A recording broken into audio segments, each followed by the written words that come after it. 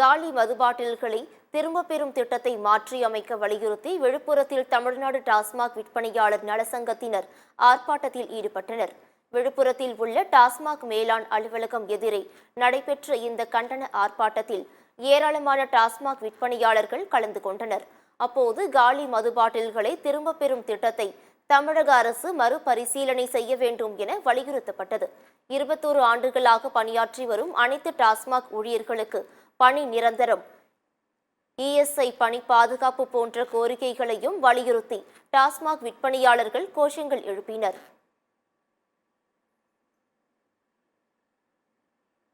வரவேற்கக்கூடிய காலி பாட்டில் திரும்ப பெறும் திட்டத்தை மறுபரிசீலனை செய்ய வேண்டும் எனவும், அந்த திட்டத்தால் ஊழியர்களுக்கு பணிச்சுமை மேன்மேலும் கொடுக்கக்கூடாது எனவும், ஊழியர்களுக்கு அதற்கான ஊழியர்களை புதிய இளைஞர்களை தேர்ந்தெடுக்க வேண்டும் எனவும் தமிழ்நாடு அரசு டாஸ்மாக் விற்பனையாளர் நலச் சங்கம் சார்பாக கேட்டுக்கொள்கின்றோம்.